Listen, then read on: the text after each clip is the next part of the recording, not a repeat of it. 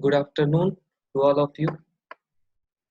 हम लोगों ने कल जो है पढ़ा था कि कौन कौन से सोर्स होते हैं, सोर्स ऑफ सॉलिड वेस्ट।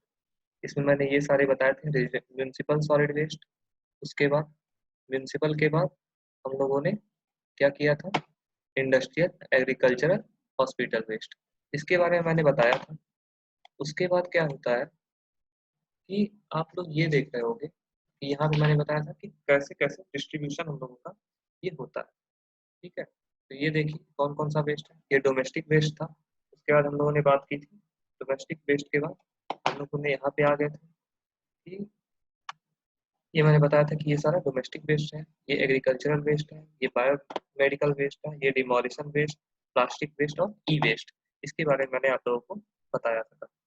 उसके बाद मैंने बात की थी कि फंक्शनल एलिमेंट्स किस तरह से waste management, solid waste management का जो एलिमेंट्स होते हैं वो किस तरह से हम लोग इसका पूरा प्रोसेस होता है। इसके मैं बताया था कि कलेक्शन होता है, फिर ट्रांसपोर्टेशन होता है, फिर उसमें से अलग अलग जो भी बॉट है कि मतलब अगर पेपर है तो पेपर, बॉटल है तो बॉटल, जो भी चीज़ें प्लास्टिक है तो उसको अलग अलग हम लोग क्या करते हैं, अलग अलग हम लोग उसको चेंज करते हैं। ठीक है, अब आगे आते हैं।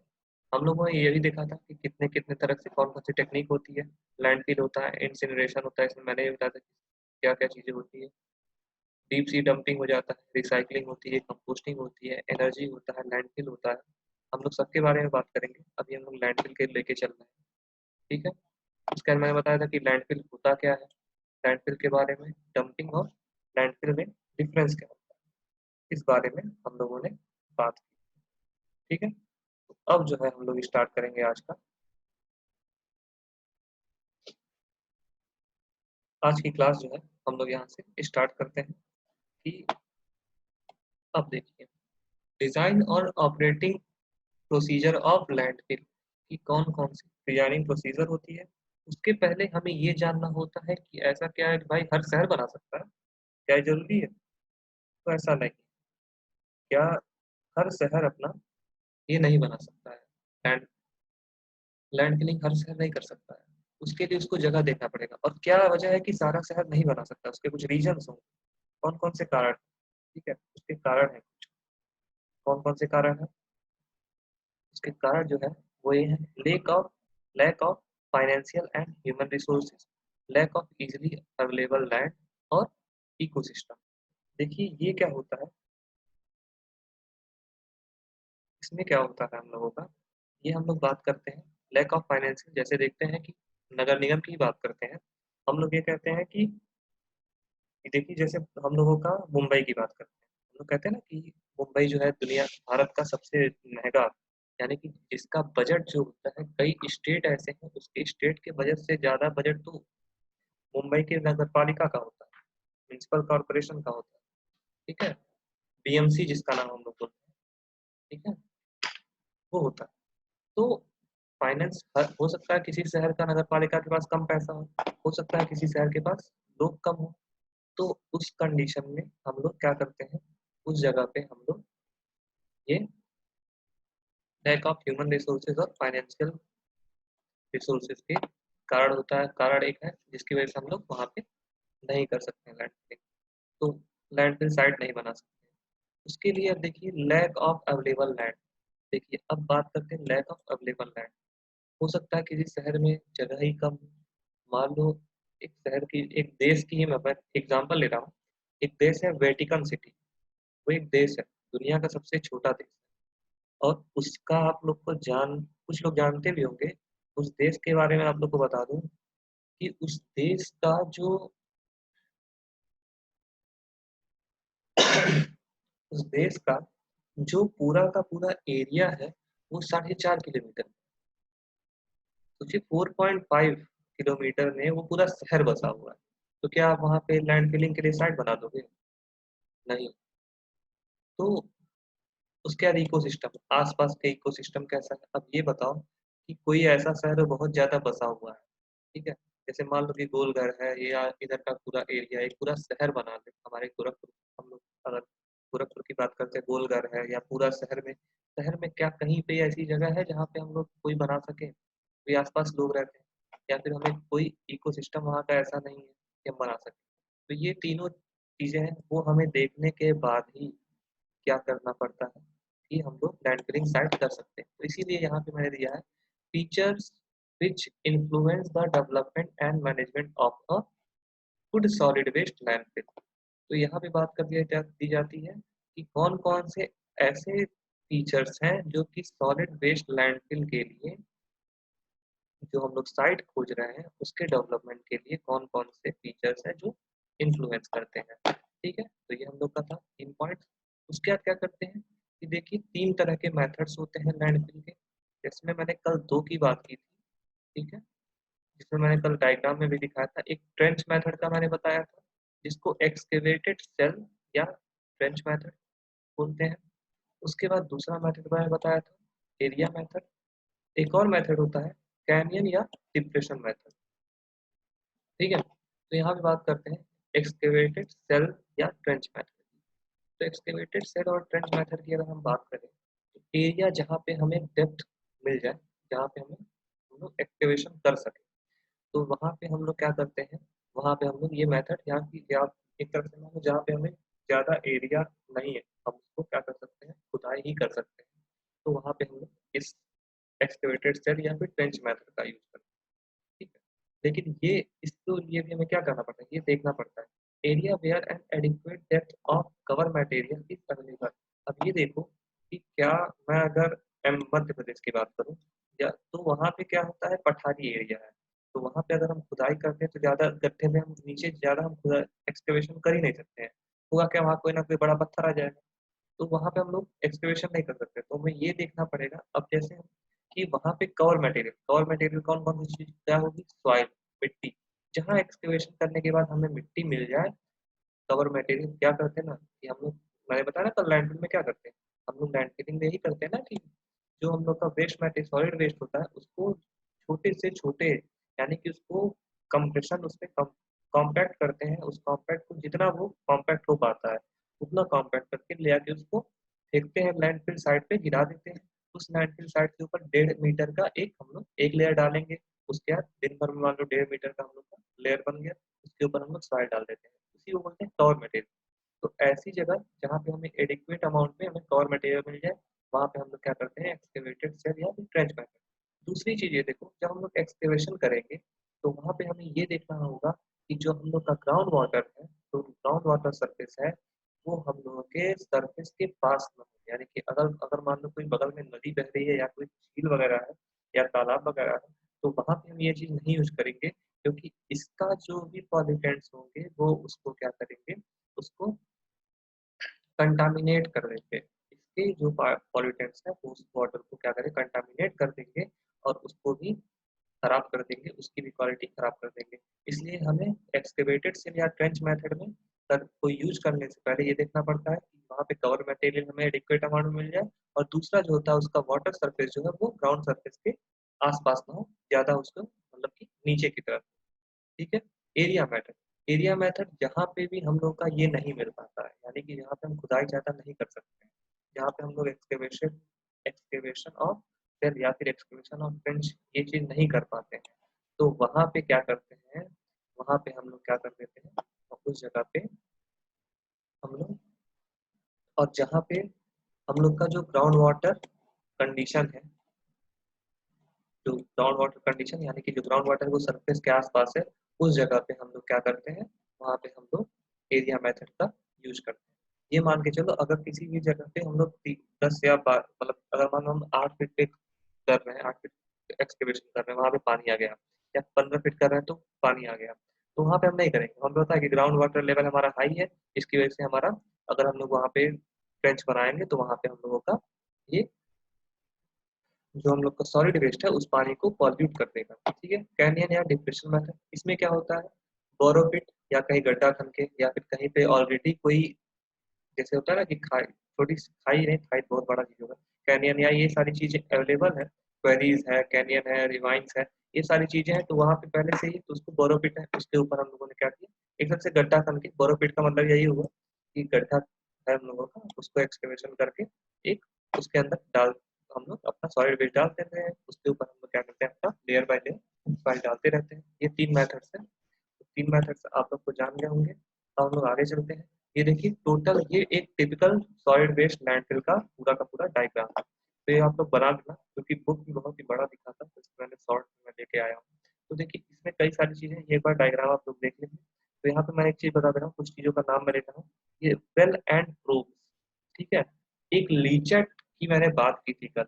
लीचेट आप लोग का याद होगा, तो मैंने बताया था कि एक लिक्विड फॉर्मेशन होता है, उस लिक्विड को वो पानी की तरफ जाके उसको कंटामिनेट कर सकता है, या ग्राउंड वाटर में जा सकता है। वो मैक्सिमम वो जनरली नीचे की तरफ जाता है, लेकिन हो सकता है कि लैटरली कभी कभी मूव करके अगल बगल के सॉइल को भी वो पॉल्यूट कर दे। तो उसके लिए हम लोग एक लीचर, उसके लिए हम लोग एक वेल प्रोवाइड करते हैं और एक प्रोब प्रोवाइड करते हैं। प्रोब और इससे वेल से हम लोग क्या करते हैं, वेल से हम लोग उसके लीचर को बाहर निकाल लेते हैं, उस वाटर को। इस पूरे सिस्टम से अपना सॉलिड वेस्ट का जो पूरा हम लोग का मटेरियल है, इसमें भी देखो तुम लोग लेयर बाय लेयर बना होगा। ये उसके लेयर्स को ही शो कर रहा है। ये जो लाइंस बनी हुई है, ये जो लाइंस है, ये आप लोग को दिख रही होंगी। ये जो लाइंस बनी हुई है, ये एक लेयर, ये लेयर बाय लेयर बटा हुआ है। ये देखिए, ये सारा लेयर बाय लेयर डिवाइड है।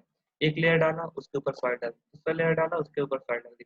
उसके अंदर देखिए ये पाइप भी लगा दी गई है, ठीक है। उसके बाद क्या किया गया है कि ये देखिए, ये है हम लोग का, यहाँ पे हम लोग लीचेट को कलेक्ट कर लेते हैं, ठीक है। लीचेट को वहां से देखिए, यहाँ पे लिखा हुआ है ना, leachate pump up to storage tank और सेफ डिस्पोजल। उसके सेफ डिस्पोजल के लिए हम लोग क्या करते हैं, लीचेट को बाहर निकाल देते हैं। इसके नीचे मैंने कल बात की थी कि सबसे जो नीचे का हम लोग का ग्राउंड लेवल होता है, जिसके ऊपर हम लोग सारा का सारा मटेरियल लगाते हैं, वो मटेरियल जो होगा हम लोगों का, वो उसकी एक लाइनिंग, नीचे एक लाइनिंग की जाती है, ठीक है। ये नीचे वाला जो सॉइल है उसमें लाइनर लगाया जाता है, जिसकी वजह से जो इसकी कंटामिनेशन, जो इसका पूरा हम लोग का गंदगी है, वह नीचे की तरफ ना जाए। उसका जो पॉल्यूटेंट है वो नीचे की तरफ ना जाए उसका, ठीक है। ये है। उसके बाद ये देखते हैं, देखिए पाइप्स लगे हुए हैं मेथेन निकालने, क्योंकि इसमें भी से गैसेस भी निकल। मैं इसके एक एक टर्म के बारे में बात करूँ। इसके मेथेन निकालने के लिए पाइप्स लगी हुई है, ताकि देखिए ये जो पाइप्स निकली हुई है, इन सारी पाइप्स को, ये सारी देखिए हर एक लेयर पे एक पाइप लगी है, हर एक लेयर के नीचे एक पाइप लगी है, ठीक है। हर एक लेयर पे एक एक पाइप लगी हुई है। इस पाइप पे क्या किया जाता है, इस पाइप के जरिए हम लोग मेथेन, देखिए उसके बाद ये सारे पाइप एक दूसरे से कनेक्टेड है, ठीक है। तो एनारोबिक रिएक्शन होगा। एनारोबिक रिएक्शन क्या होता है, जहाँ पे एयर के कांटेक्ट ना हो, बिना एयर के कांटेक्ट में आए, जो ऐसा रिएक्शन जो कि जिसमें एयर की जरूरत ना हो, तो एनारोबिक रिएक्शन। यहाँ पे सारा रिएक्शन एनारोबिक एनारोबिक रिएक्शन ही हो रहा है, कोई हवा के संपर्क में तो हो नहीं रहा है। हवा का कोई संपर्क ही नहीं है, देखिए ऊपर से कवर कर दिया है, नीचे से लाइनिंग है, हवा कहीं से आ नहीं रही है, तो एनारोबिक रिएक्शन होगा। तो एनारोबिक रिएक्शन के बाद जो मेथेन बनता है, उन सभी को हम लोग क्या करते हैं, इस पाइप के थ्रू क्या कर जाता है, इसको बाहर निकालते हैं। इस मीथेन का हम लोग अलग अलग जगह पे यूज भी कर सकते हैं। देखिए फ्यूल के रूप में इस मीथेन को हम लोग यूज कर सकते हैं, इलेक्ट्रिसिटी जनरेट कर सकते हैं, या घरों में भी पहुंचा सकते हैं, ठीक है। तो ये पूरा का पूरा ये लैंडफिल साइट का एक टिपिकल सॉलिड वेस्ट लैंडफिल के बारे में बना हुआ है, ठीक है। तो अब आगे आते हैं। ये देखिए कौन कौन से टर्म्स हैं। अब हम लोग बात करेंगे कि देखिए, in a complete landfill the waste is enclosed by cover material. जो अभी मैंने वहाँ पीछे वाले डायग्राम में दिखाया कि पीछे वाले डायग्राम में लोग देखोगे कि पूरे के पूरा वेस्ट जो होता है, उसको एक कवर मटेरियल उसके ऊपर टॉप पे दे दिया जाता है, और साथ ही साथ नीचे मैंने लाइनिंग की बात की, नीचे जो है लाइनर सिस्टम प्रोवाइड कर दिया जाता है। ये चीज याद रखो कि कंप्लीट लैंडफिल सिस्टम में होता क्या है, जो वेस्ट है, वेस्ट के ऊपर कवर मटेरियल, ठीक है। और उस कवर मटेरियल, टॉप पे कवर मटेरियल, और नीचे बॉटम में क्या किया जाता है, लाइनर सिस्टम प्रोवाइड किया जाता है। तो ये चीज याद हो गई होगी कि एक लैंडफिल सिस्टम में ऊपर हम लोग कवर और नीचे क्या करते हैं, लाइनर सिस्टम पूरा बॉटम ये प्रोवाइड कर देते हैं। और एक ये MSW का होता है municipal municipal solid waste landfill design, ठीक है। Municipal solid waste landfill design के लिए हम लोगों के कुछ टर्म्स हैं। कौन कौन से टर्म्स हैं, जो अभी मैंने पीछे बात की थी, ये इस डायग्राम में, ये जो मैंने ना बेल्स है, प्रोब्स है, लीचेट्स क्या होता है, पाइप्स कौन कौन से हैं, गैसेस की बात कर रहा था, वो सारे के सारे टर्म्स मैंने यहाँ पे डिस्क्राइब कर रखे हैं। तो पहला जो टर्म आता है, वेस्ट मैनेजमेंट बाउंड्री। देखिए boundary around the area occupied by the waste of in a landfill. तो ये जो हम लोग का लैंडफिल साइट कुछ ऐसा बना हुआ था कि ये पूरा का पूरा जो साइट है, इसकी जो बाउंड्री है, उस बाउंड्री के चारों तरफ वाला जो पोर्शन है वही है वेस्ट मैनेजमेंट बाउंड्री, उसको वेस्ट मैनेजमेंट बाउंड्री बोलते हैं। वो बाउंड्री जिसके अंदर वो हम लोग का लैंडफिल पूरा फैला हुआ है, उसको हम लोग बोलते हैं वेस्ट मैनेजमेंट बाउंड्री। लाइनर की मैंने बात की थी कि एक लेयर या फिर कुछ कई लेयर्स या फिर जिन जो सिंथेटिक मेम्ब्रेन्स का वो कर, एक नीचे के नीचे एक पूरा जाल बिछा दिया जाता है, ये लाइनर्स होते हैं। ठीक है, और देखो एक उसके साथ ही साथ उस लाइनिंग के साथ साथ एक देखो जहाँ पे भी लोअर ग्राउंड होता है, यानी कि अगर मान लो कि इस पूरे के पूरे में कहाँ जहाँ जहाँ पे एक मैं एग्जांपल लेके चलता हूँ। ठीक है, एक मान के चलिए यहाँ पे हम लोग क्या करते हैं, एक पाइप इसी पाइप को अगर लेके चले, यहाँ पे हम लोग ज्यादा बड़ा ये प्रोवाइड कर दिए लाइनर। ठीक है, उसके बाद क्या करते हैं, ये सॉइल में होते हैं उसमें कहीं एक जगह पे, हर जगह पे जहाँ पे भी जो हम लोग का सबसे गहरी जगह हो, मान लो यहाँ पे सबसे डेप्थ यहाँ पे कम है, यहाँ पे कम है इस लेयर की कम है, तो ये हम जान रहे होंगे कि लिक्विड क्या होता है, लिक्विड एक तरफ आके जिस तरफ हम लोगों का लिक्विड की ये प्रॉपर्टी है, जिस तरफ उसको ज्यादा स्लोप मिलेगा उसी तरफ वो चला जाएगा। तो जिस तरफ जहाँ पे ज्यादा स्लोप होता है वहां पे हम लोग मेम्ब्रेन प्रोवाइड कर देते हैं, उस मेम्ब्रेन से होता हुआ एक जगह कलेक्ट हो जाता है, इसको हम लोग पंप आउट करके यहाँ से नीचे निकाल देते हैं। ठीक है, तो ये जो हमने बात की थी लाइनर, वो लाइनर यही है। और जियोसिंथेटिक मेम्ब्रेन एक प्रोवाइड कर दिया था जिसका काम क्या होता है, लीचर्स को कलेक्ट करना। ठीक है, और contaminate flow of ground water, इसको रोकना। ठीक है, मैंने बताया ना कि लीचर्स होता क्या है, कल मैंने बात की थी इस बारे में कि लिक्विड जो कि पानी को कंटामिनेट कर देता है किसी भी तरह से नीचे जाकर। तो या तो फिर और एक चीज होती है ले और लाइनर्स। ठीक है, ले और लाइनर जो होता है उसके सबसे नीचे वाला पोर्शन, ये अगर मान लो मैंने बनाया था, इसके नीचे का सबसे नीचे वाला जो पोर्शन है इसको लाइनर बोलते हैं। ठीक है, कवर, कवर के बारे में अभी तुम लोगों ने यहीं से देखा कि एक क्या होता है, कवर हम लोग का कवर मटेरियल टॉप पे प्रोवाइड कर देते हैं। तो अभी मैंने हर बार बताया था एक 1.5 मीटर का हम लोग उस एक लाइनिंग, नीचे की लाइनिंग प्रोवाइड कर दी, लाइनिंग के ऊपर हम लोगों ने 1.5 मीटर का अपना सॉलिड वेस्ट डाल दिया, उसके ऊपर सॉइल का कवर प्रोवाइड कर दिया। तो एक तो कवर हो गया डेली कवर। ठीक है, दो तरह से कवर प्रोवाइड होता है। एक कवर होता है डेली कवर, जो कि हर दिन के बाद, रोज of the each day operation, हर दिन के बाद एक सॉइल की लेयर डाल दी जाती है। जो मैंने कल बताया था कि उससे क्या होगा, आसपास का जो भी कोई कुत्ता या फिर कोई भी जानवर उसको जमीन के अंदर से ना निकाल पाए। ठीक है, तो उसके बाद क्या थे फाइनल कवर, एक फाइनल कवर जो मैंने टॉप की बात की थी, सबसे ऊपर वाले कवर को यहाँ पे सबसे ऊपर कवर पे हम लोग प्रोवाइड कर देते हैं, ताकि जो भी ऊपर से वो एयर के कांटेक्ट में आना है वो सॉलिड होता है। ठीक है, इसके बाद हम लोग आते हैं अगले टर्म पे। दूसरा टर्म होता है लीचर। लीचर के बारे में मैंने बहुत बताया है। लिक्विड होता है जो कि क्या होता है, पास थ्रू और इमर्ज फ्रॉम सॉलिड वेस्ट, जो कि सॉलिड वेस्ट से पास थ्रू कर जाता है। और उसमें क्या होता है, सॉल्यूएबल और सस्पेंडेड और मिसिबल मटेरियल्स होते हैं, जिसको जो कि कहाँ से निकलते हैं, जो कि वेस्ट से निकलते हैं। ठीक है, वेस्ट से निकलते हैं उन सॉल्यूएबल मटेरियल्स को, उस सॉल जो हम लोग का लिक्विड है उसको बोलते हैं लीचर्स।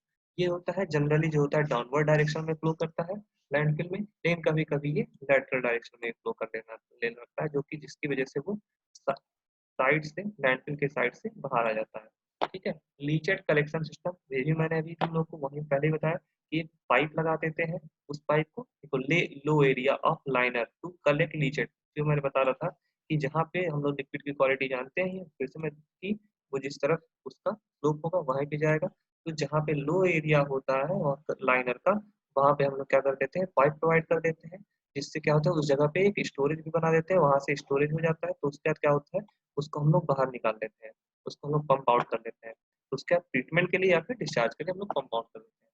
Flow over the liner to the pipes, देखिए लाइनर से फ्लो करके, लाइनर की जैसे ये लाइन है, यहाँ से लाइनर से लीचेट फ्लो करके यहाँ पे मान लो देखो यहाँ पे लो एरिया है, यहाँ पे हर तरफ से आया, यहाँ से हम लोग पंप आउट कर दिया। ठीक है, इसका अल्टरनेट कलेक्शन के लिए क्या करते हैं हम लोग, एक तरह से ये देखो यहाँ पे हम लोगों ने प्रोवाइड कर दिया है, यहाँ पे हम लोग कुछ पाइप लगा दिए हैं। ठीक है, यहाँ पे हम लोग कुछ पाइप लगा दिए, ये पाइप यहाँ आके इससे कनेक्ट हो गया। ठीक है। जब कनेक्ट हो जाएगा तो ये जहां जहां पे होगा लो एरिया वहां वहां से ये रीजन को ले लेगा। ठीक है, यहाँ से हम लोग कंपाउंड कर लेते हैं। अब आते हैं अगले स्लाइड में, लैंडफिल गैस। देखो मैंने बताया था अनएरोबिक डिकम्पोजिशन होता है ऑर्गेनिक वेस्ट का, तो उससे क्या होगा, गैसेस निकलेंगी। उसमें कौन कौन से गैसेस होते हैं, मीथेन होता है, कार्बन डाइऑक्साइड होता है और कुछ अलग गैस के कॉन्स्टिट्यूएंट्स होते हैं। तो इनको क्या करते हैं, अभी मैंने पिछले जो डायग्राम था उसमें दिखाया था कि मीथेन और इन सारे गैसेस को हम लोग बाहर निकाल लेते हैं। उसके बाद ये हम लोग हमेशा क्या करते हैं, उस गैस को कंट्रोल्ड वे में ही रखते हैं। कंट्रोल करने के लिए देखिए जो हम लोग बनाए थे ये डायग्राम, उसमें हम लोग क्या किए थे, अलग अलग पाइप लगा दिए थे कि अगर कहीं से बाहर गैस लीक कर रही होगी तो ऊपर एक हम लोग प्रोवाइड कर देते हैं, वहां से गैस हमें पता चल जाएगी कि कौन से, जैसे ये अलग अलग लेयर्स में था पाइप, तो हमें पता चल जाएगा कि कौन से लेयर से गैस किसमें ज्यादा बन रही है और किसमें से वो गैस लीक कर रही है। वो हम लोग यहाँ से देख सकते हैं। तो उसका हम लोग, जैसे हम लोग को जब पता चल जाएगा कि जब बीमारी पता चल गई तो उसकी रिकवरी भी हो जाएगी। उसी तरह से देखिए उसकी मॉनिटरिंग प्रोब सिस्टम ये भी लगाना पड़ता है, ताकि अलग अलग जगहों पे लगाना पड़ता है। सॉइल के सराउंडिंग हम लोग ये लगाना पड़ता है, ताकि हम लोग क्या कर सके, डिटेक्ट कर सके कि किसी भी तरह से लैंडफिल के बाहर कोई गैस तो नहीं आ रही है। ठीक है, ground water monitoring well system. अब देखो इसके साथ ही साथ यहाँ पे इस डायग्राम में ये चीज, एक वेल दिया गया है। ठीक है, इसके साथ ही साथ एक और वेल होता है, एक वेल प्रोवाइड किया जाता है, जो कि क्या होगा, जो हम लोग का, जहाँ पे ग्राउंड वाटर, जहाँ पे मान लो ये हम लोग का ग्राउंड वाटर है, यहाँ पे हम लोग का ग्राउंड वाटर है। ठीक है, तो यहाँ पे रहेगा, यहाँ से हम लोग एक वेल बना देते हैं, यहाँ से हम लोग वाटर निकाल के उसकी टेस्टिंग करते हैं। तो हमें ये पता चल जाता है कि ये ऐसा तो हमारा लैंडफिल नहीं है कि लैंडफिल से कहीं से कोई लीचेट या फिर कोई भी पॉल्यूटेंट है जो नीचे जा रहा है और वो ग्राउंड वाटर को पॉल्यूट कर रहा है। तो ये चीज हम लोग यहाँ से चेक कर लेते हैं। तो ये हम लोग का इसके कुछ पॉइंट्स थे, ये आप लोग देखेंगे। ठीक है, उसके बाद देखो साइट सिलेक्शन। साइट सिलेक्शन के लिए मैं पूरा का पूरा ऐसे ही लेके चला आया हूँ। साइट सिलेक्शन में कि कौन सी लैंडफिल साइट सिलेक्शन की बात करते हैं, लैंडफिल साइट जो होगी वो कैसे हम लोग का लैंडफिल साइट काम करती है, हम लोग कौन सा जगह है जिसको हम लोग as a landfill site use कर सकते हैं। तो साइट सिलेक्शन के लिए हम लोग क्या करते हैं, इसके लिए कुछ प्रोसेस। ठीक है, selection of site usually comprise following step. कौन कौन से स्टेप है, ये देखिए कौन कौन से स्टेप है इसमें। इसमें हम लोगों का आता है क्या, setting up of location criteria, search criteria, drawing up list of potential site, data collection, selection of few best rank sites, environmental impact assessment, final site selection and उसको उसका अधिग्रहण, लैंड एक्विजिशन। ठीक है, तो आज जो है हम लोग setting of location site criteria की बात कर रहे हैं। देखो इसके बारे में मैं तुम लोग को बताऊं, देखो ये किस जगह के लिए है, जहाँ पे a large number of site available. तो ये ऐसा शहर जो बहुत बड़ा है जहाँ पे बहुत सारी साइट्स हैं, तो उसके लिए ये सारे प्रोसेस को हम लोग, पूरे प्रोसेस के बाद जो साइट हमें लगती है कि सबसे अच्छी उसको हम लोग यूज कर देते हैं। लेकिन अगर कहीं पे एक या दो ही साइट है, उस कंडीशन में क्या करेंगे, यही चार पॉइंट्स होते हैं, location of, setting of location criteria, data collection, environmental impact assessment और फाइनल साइट सिलेक्शन। ये जहाँ पे एक या दो ही साइट अवेलेबल है उसके लिए हम लोग ये प्रोसेस यूज कर देते हैं। ठीक है, ये तो कुछ स्टेप्स हैं। उसके बाद जो लोकेशन क्राइटेरिया के बारे में आज बता दे रहा हूँ, तो लोकेशन क्राइटेरिया के बारे में आप लोग देखिए, ये मैं तुम लोग को बताऊं कि ये सीधे का सीधा सीपी, एक हम लोग के इंडिया में एक CPHEO,